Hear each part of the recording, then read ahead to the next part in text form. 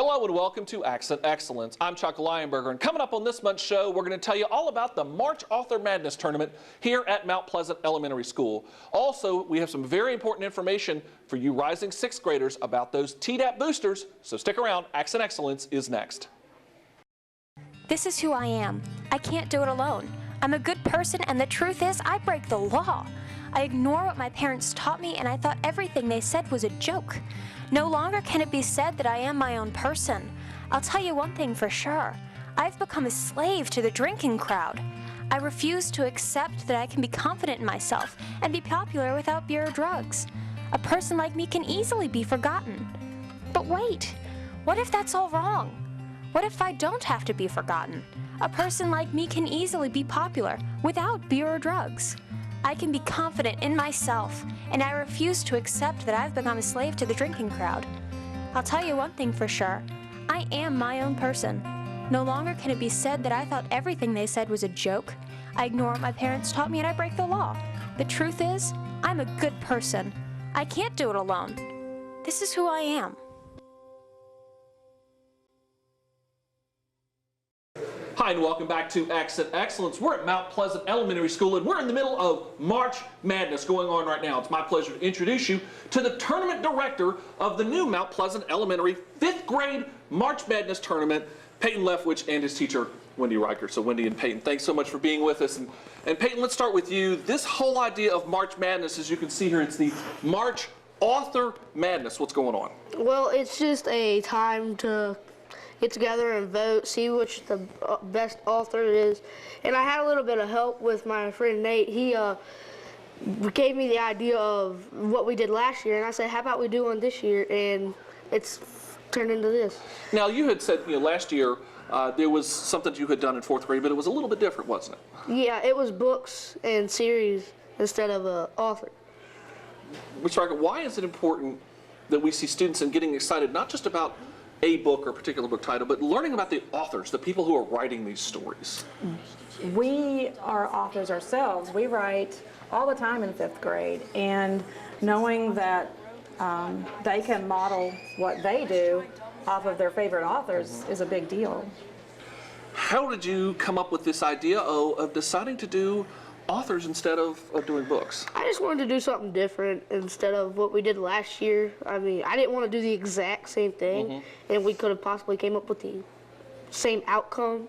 So I wanted to see a new outcome instead of... All right, so obviously you and your friends, your classmates, had to, before even having this bracket, had to go through the selection process and determine the authors who were even going to compete. Tell me about that. Well, me and my friend Colin and Nate, and we just went around. We were looking at books. We have a library type of thing in our classroom. And we were seeing which the best authors were, and we were trying to find books that they wrote that we thought that kids would love reading. How hard is it, though, because there are so many great authors out there, and to narrow it down to just 16? It was hard. We had to go back because Mary Pope was not like a 5th grade book, so we took her out.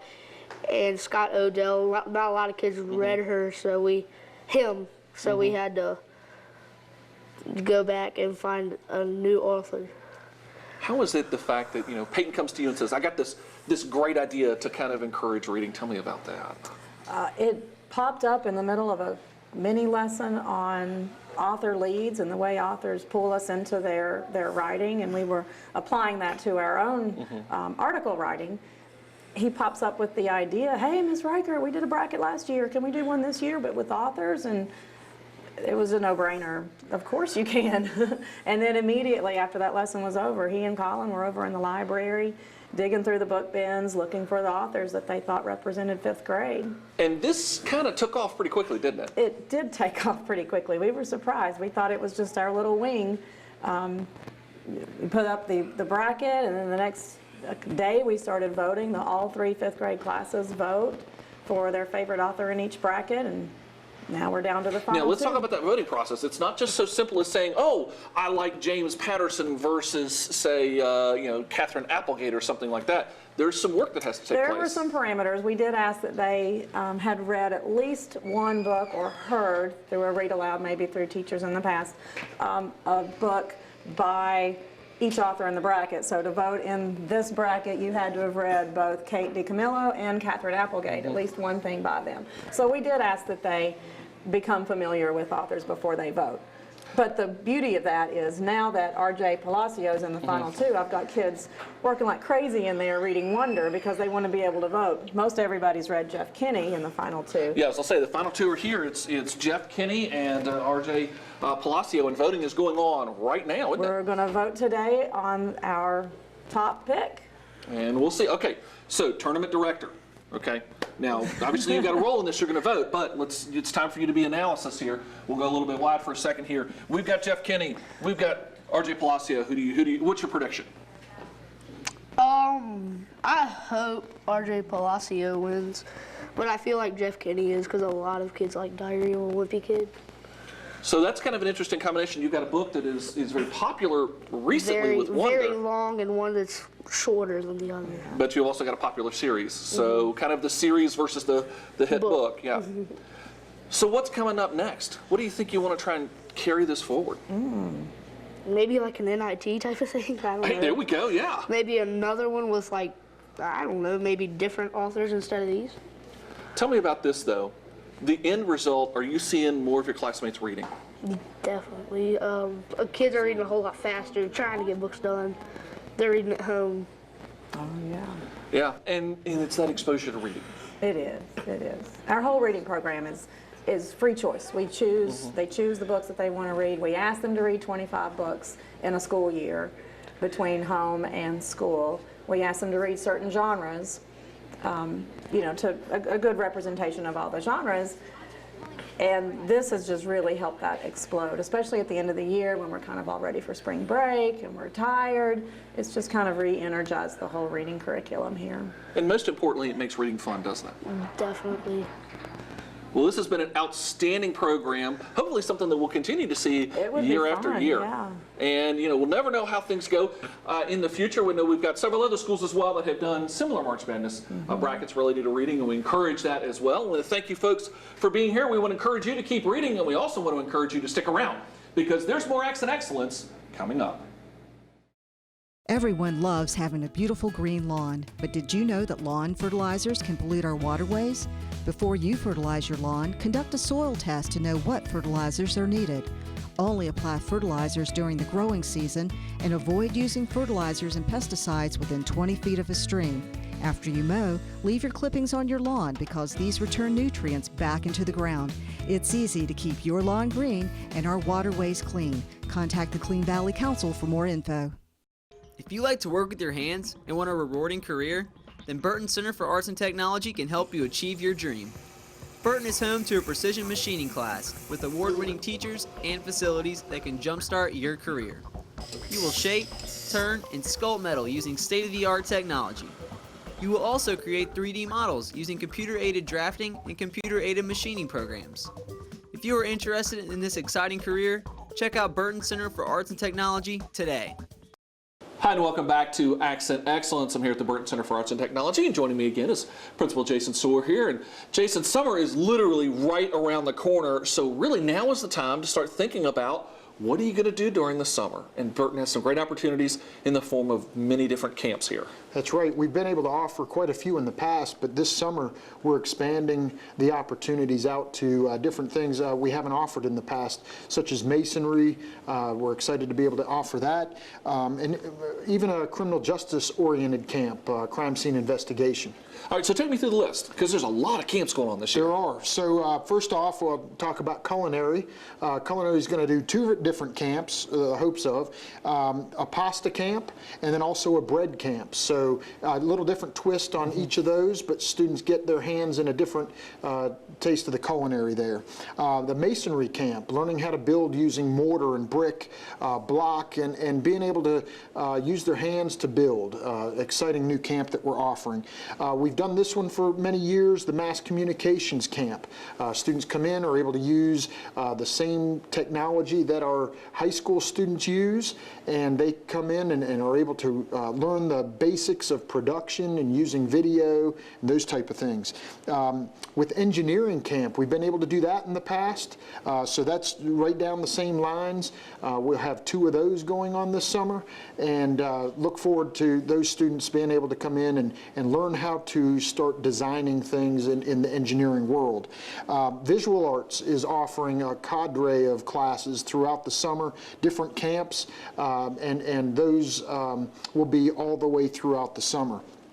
Performing Arts has done one in the past, but this summer they're kicking it back into gear. Students that come to the Performing Arts camp will be able to learn parts of the theater and acting genre and be able to probably produce a little something for the parents by the end of the week. The Designer Maker Camp, we're excited, is a new one that's coming out this summer down in our mechatronics area, and those students are going to be able to learn some of the mechatronics and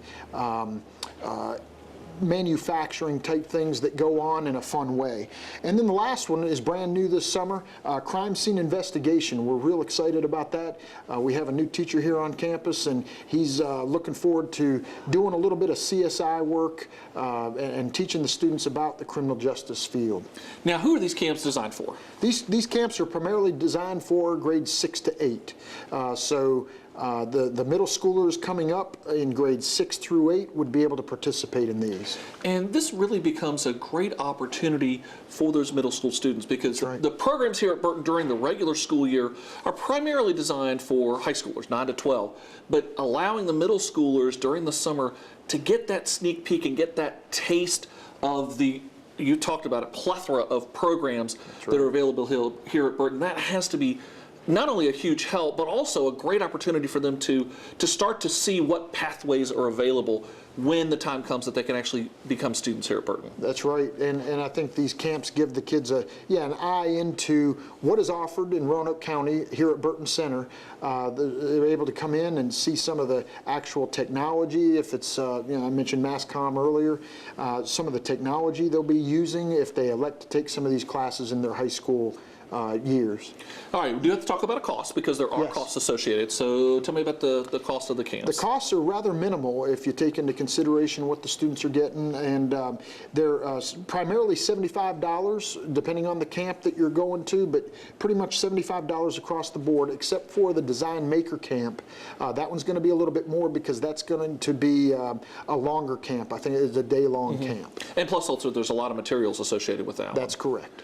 Now, when are these camps in general taking place? All throughout the summer, and you'll need to go to the, folks need to go to the registration page. There's going to be a lot sent home. Central office is going to be sending that out to the 6th through 8th graders so that information is going to be available. They'll have to pay attention to that schedule. They're all throughout the summer. So depending on whichever camp you want. That's correct. In general, though, the camps are lasting about a week. Yes, 4 days, primarily Monday through Thursday, and most of the camps, aside from the Design Maker Camp, are a 3-hour camp, so 9 to 12 usually in the morning. And most importantly, they're a lot of fun. These are fun camps to be in. Yes. Yeah, the students get to interact with each other, interact with our energetic staff, and just have a real fun time. And again, this is really a great opportunity. I seem to want to stress this, that they let those middle school students start to see, more than just a tour of the building kind of way. That's correct. To truly see what's going on here, and to remember that the space is limited for these camps. Yes, it is. Yeah, we can't take unlimited students, so folks will want to sign up quick and get those registrations back in as soon as possible. There's a lot of great opportunities at summer camps here at Burton. Again, most of the camps are $75 per person, with the exception of the Maker Camp, which is $100 and taking place all throughout the summer.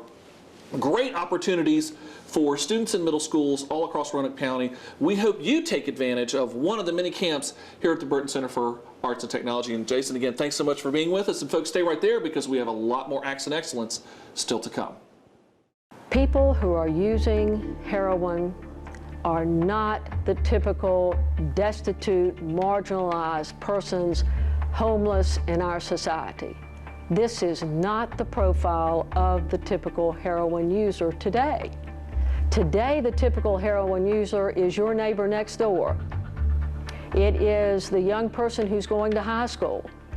It is the young professional, and it is a growing problem.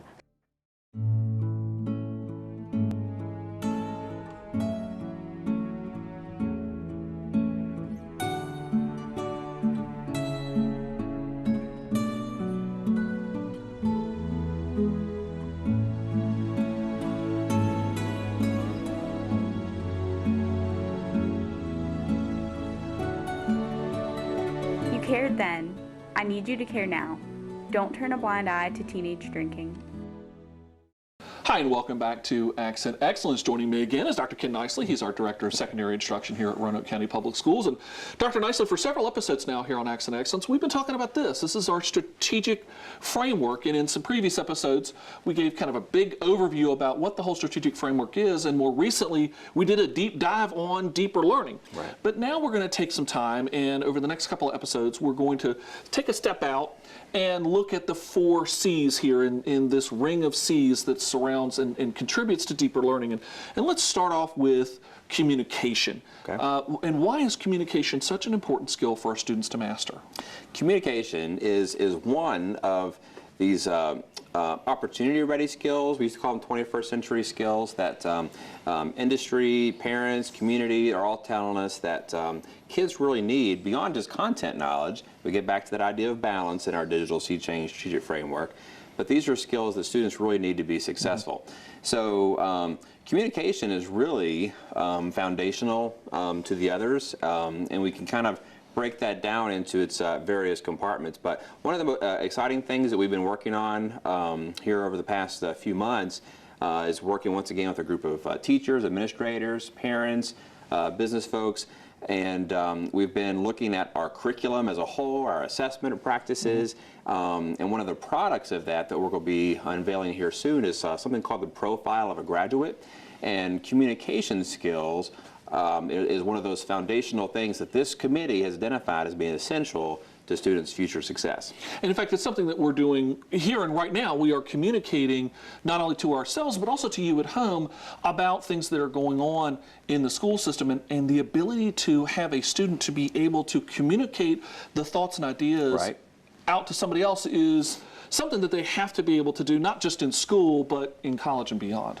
Well, that's right, and you know, and once again, we have you know, of all of the students that we graduate each year, students are going to go on all kinds of different paths. We want them to be aware of all the opportunities they have, but fundamentally, no matter what path they take, communication, like we say, is fundamental. So that can take different forms. First of all, you know, every student needs to be able to communicate in writing, so we have to be proficient in written communication. Like you said, get the thoughts on paper, whether that's filling out a job application, whether that's writing a college essay, writing technical language in terms of a paragraph they might have to write. They need to be able to be proficient at some basic level in written communication. And then we can look at oral communication. And you alluded to, you know, anytime you do a presentation, so it might be you know, a pitch to a company if you're working in the workforce. Certainly in college classes, students need to be able to be proficient in making presentations to a group, to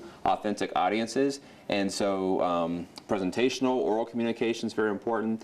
And then that third aspect of communication is also in the oral realm, and that's that interpersonal communication. So the ability to, you know, frankly, look somebody in the eye, shake their hand. You can imagine a job interview situation where that interpersonal, person-to-person communication is essential for student success. And these are skills that, as we said, are very important to master. And as you said, they're almost fundamental to all of the other C's, because without the ability to communicate, it's difficult to collaborate, it's difficult to think critically, and it's difficult to be creative. And you know, one of the things that we find that, you know, we have to do in the schools is helping students to practice those communication skills.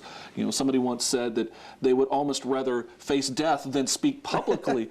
You know, but that's, we all have to come out and speak publicly or do public presentations. So what opportunities are we giving our students to not just develop them, but to practice and hone those communication skills? Right. So, you know, once again, this is a K-12 thing. So you think, you know, if we think of the end game, this whole profile of a graduate that this advisory committee has developed will help us know this is where we want to be. So at that level, we really would like to see our students graduate with a portfolio demonstrating where they can do presentational communication skills, demonstrating their writing ability and their person-to-person communication, but then backtrack that down all the way, starts in kindergarten and even preschool. So, really being purposeful in our curriculum in terms of knowing that, at the various stages along the way, in these particular courses, the teachers are going to be very intentional about developing those skills, whether it's, doing the traditional presentation in front of a class, whether it's writing something, whether it's as you mentioned, collaborating with a group and having to work things out between people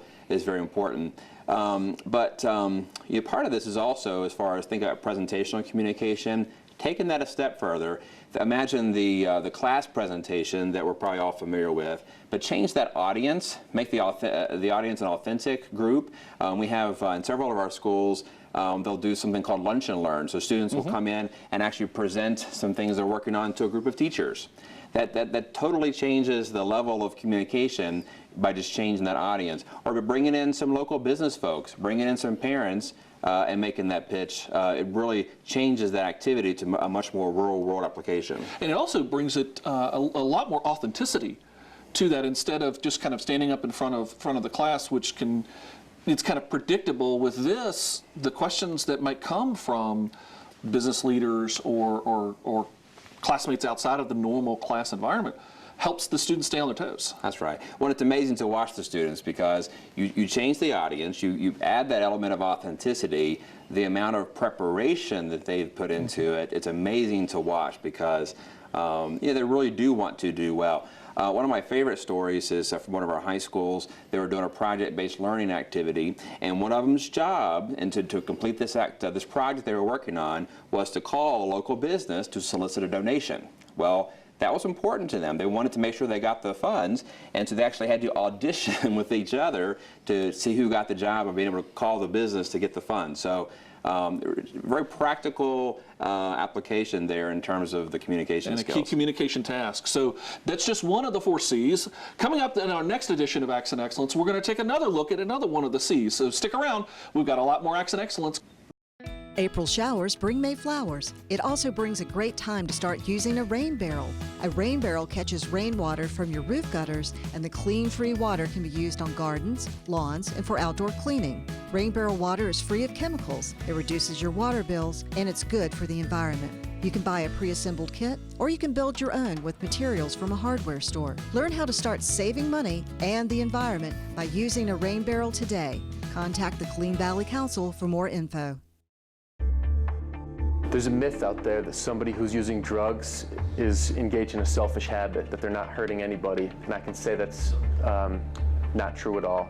Every drug user has somebody that they've hurt, that they've not been there for because they're under the influence, or they're using their time and money to obtain drugs. I see a lot of people in the probation office who steal from family members, steal from friends and businesses, so I can truly say that a drug addiction and drug habit hurts everybody. Hi, and welcome back to Accent Excellence. Joining me again is Charlene Vale. She's our coordinator of health services here at Roanoke County Public Schools. And Charlene, it's springtime. The weather is getting better. It's warmer. The trees are budding. But that also means it's time for that TDAP booster for our current 5th graders who are soon to be rising 6th graders. And this is something that's very, very important that we need the parents to take care of. First of all, what is the TDAP booster and why is it so important? The TDAP booster contains tetanus, pertussis, and diphtheria vaccines. It's very important. These vaccines, they have them when they're younger, but the immunity kind of wanes and wears off over time. So the students need to have this. Pertussis in particular is, we're seeing more of it, and it's very dangerous for for babies and young children. And so it's important that we get these children vaccinated. And of course, it's also to stress, this is the law. Yes. All rising 6th graders, by law, need to have a Tdap vaccine before they start 6th grade. It's not a vaccine that there's a series, so there's no time frame where they could wait to get it. They need to have it before they start 6th grade. So if they don't, for whatever reason, they don't receive that Tdap booster or take care of other type of documentation, what's the result? Most of the schools withhold their schedule going into 6th grade until they have the documentation from the parent. Yeah, so I mean the important message is they can't start school. Right. And they cannot start school. So what can parents do? It's April. There's plenty of time. This has to be done by the start of school. What can parents do? They can make an appointment with their physician to have the vaccines done, or they can contact the health department. They can also get it done there. And this is not something that's terribly difficult to do. In fact, it's a very simple process. It is. They just need to call their doctor. Tell me about the Tdap booster. I mean, it's in most points it's just a single shot, isn't it? It's a single shot, and some of the doctors want to wait until this child turns 11 instead of 10, even though the vaccines are now both approved for 10-year-olds.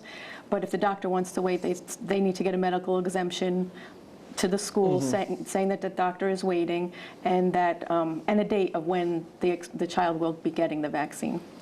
So another piece that that kind of goes along with this, we've got the Tdap booster, and that's for the current 5th graders, rising 6th graders. But then also we have another group that's coming into our school system, and these are kindergartners.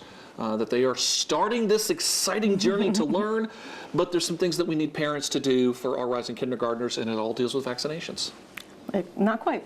It does have to do with vaccinations, but they also need to have a physical on file. They need to have a physical by a physician, nurse practitioner, or physician's assistant at least within a year of starting kindergarten. Okay, so then 1 year going back from the late August start date. Right. And then they also need all their immunizations up to date to start kindergarten. Charlene, it's really important to have our kids vaccinated, for the protection of the school climate. Again, not just the 6th graders getting the Tdap or the kindergartners. It's important to make sure all of our students have their vaccines up to date, isn't it? Yes, a lot of the childhood diseases we don't see much anymore because so many kids have been vaccinated, but we're starting to see some kids not be vaccinated, and we're starting to see a resurgence of some of those diseases, like the measles outbreak last year. And they can be very, very dangerous and frankly Yes. even deadly. They can be. So again, for parents, let's just remind them one more time, what do they need to be doing and when are the deadlines? Rising 6th graders need to have their Tdap shots before they start school. Kindergartners need all their immunizations, or at least appropriate immunizations before they start kindergarten, and the physical. And if parents need assistance, who can they contact?